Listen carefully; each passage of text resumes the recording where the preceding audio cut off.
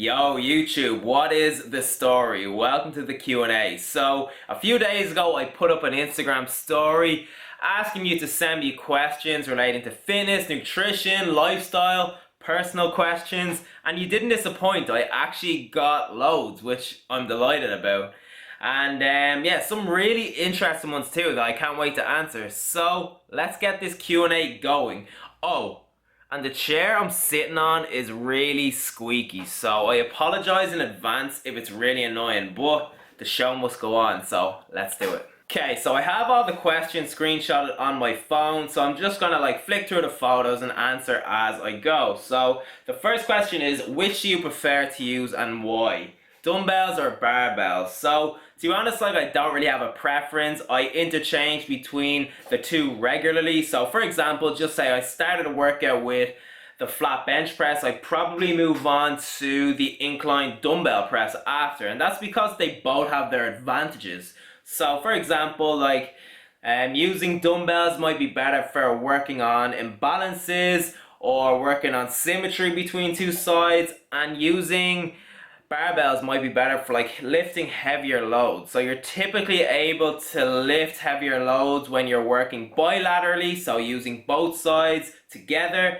as opposed to unilaterally, so using both sides kind of on their own. So for example, you typically be able to lift more doing the flat bench press as opposed to the flat dumbbell press. But as I said, they both have their place and you should utilize both forms of equipment. Okay, so question 2 is a long one.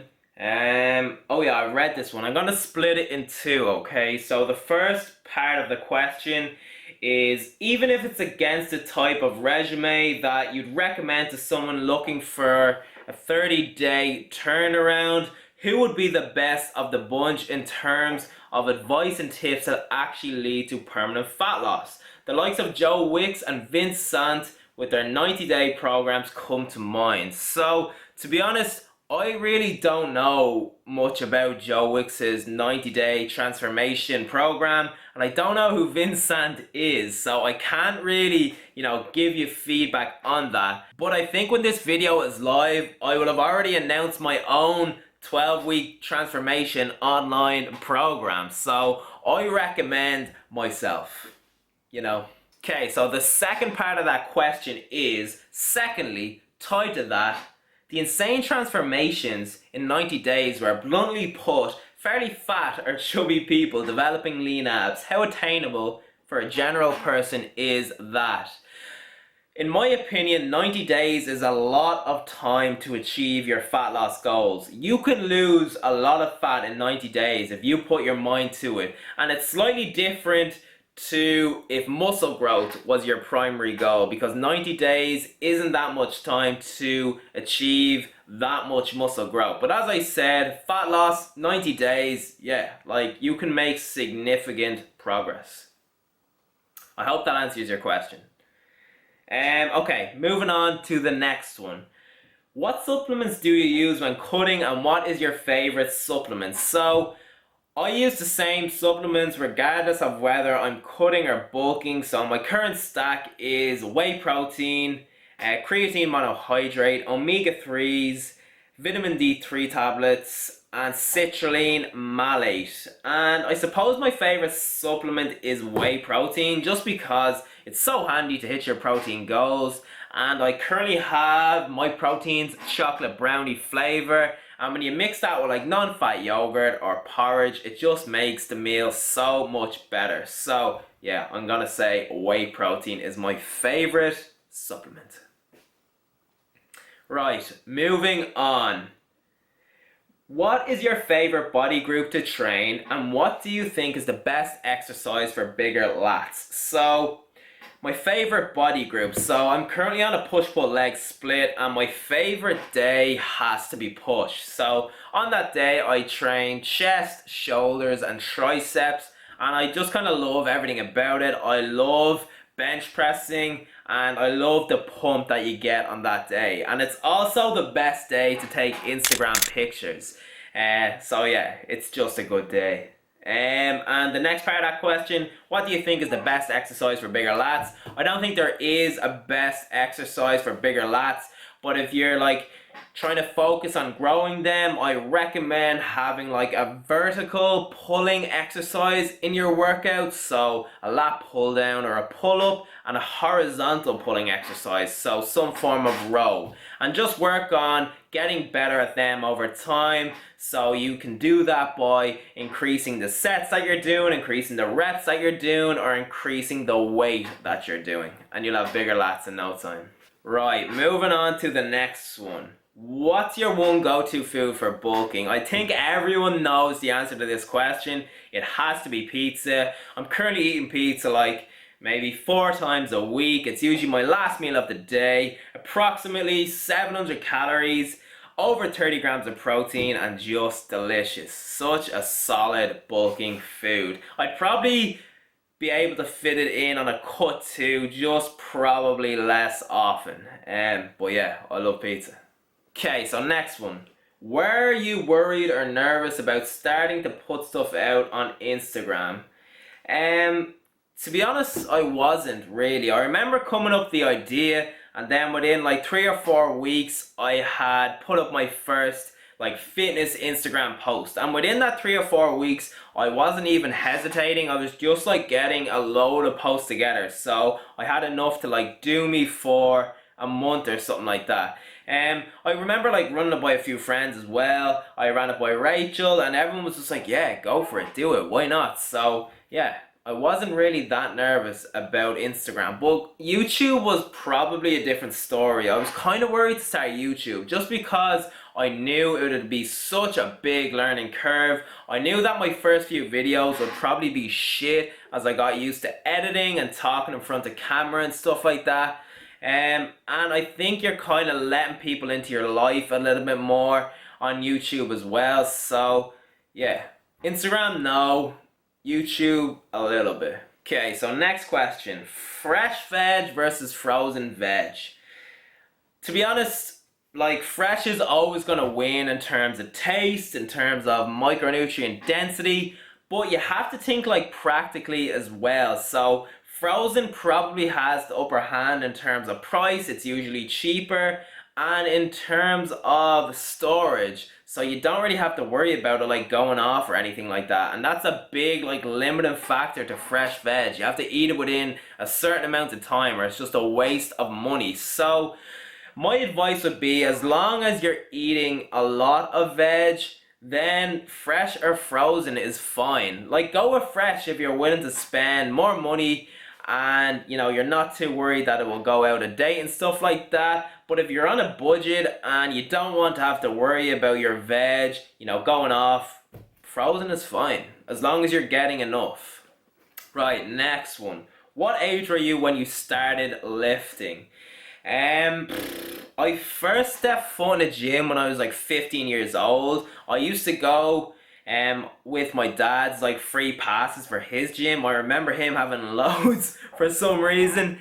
So I just used to go with him a lot. Then when I was 16, so in transition year, I joined the gym for the first time, but it still took me like another year or so to get properly into lifting. So it depends what way you look at it really. Like, I started kind of going to the gym at 15, but I didn't start properly lifting till I was about 17 years old.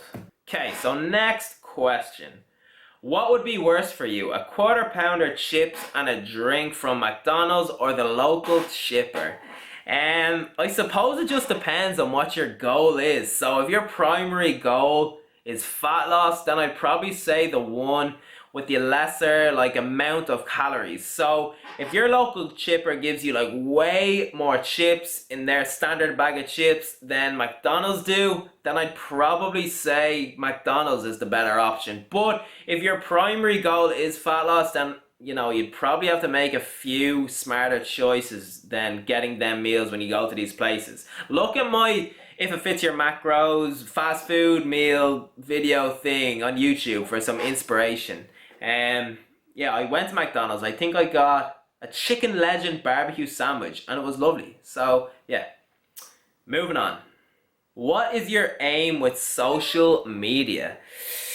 Um, okay, so my main aim is and always has been to like educate people. So if you scroll back to like my initial posts on Instagram, you'll see that like they're all educational. But I did like soon realize that posting pictures of myself got like a lot more engagement than these educational posts did. So I started like incorporating that into my Instagram more and more, just so my following would go up, I'd get greater engagement on my posts. So when I do post educational like posts on Instagram or educational videos on YouTube, more people will see it. But yeah, like my main aim is and always has been to educate. But I do have another aim, and that is to like create a successful online coaching business. So it's in the works. It's a slow process, it's a long process, but like I'm like completely invested in it. I'm almost obsessed with making it work. I think it will work. There's no reason why it can't. And I know it's like a saturated market and stuff like that, but like what market isn't saturated? Like if you're good, I think you can beat the saturation. And yeah, I just think I can do it no problem.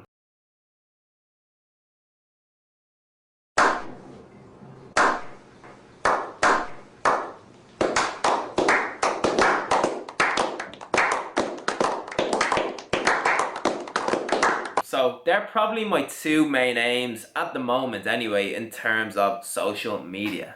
Okay, so the next question is, what program helped you the most in terms of building muscle, and top two tips to help younger guys just starting out? So the program that's helped me the most is probably the one I'm on now. So I'm currently doing a push-pull leg split. I train 6 days a week, so each one gets done twice. Each workout contains approximately 6 exercises of 3 to 4 sets of 8 to 10 reps. So there's just a lot of volume being done at the moment. Way more than I've done previously, because like the last 2 years have just been pretty much strength training for powerlifting reasons. So yeah, the program that I'm on now is pretty good for building muscle for me. And top two tips to help younger guys just starting out. So I presume by guys you mean guys and girls. My top two tips are basically to just find like a balance between a training program you enjoy and that you can make progress on, and a nutrition plan that you can make progress on and enjoy too. So like these programs may not be optimal. So the training program might be like going to the gym a couple of times a week and going for a walk a couple of times a week. And the nutrition plan might not be as micronutrient dense as it could be. But if it works for you and if you're making progress on it, then, you know, that's really all you can ask for, I suppose. And you can like work on improving them over time.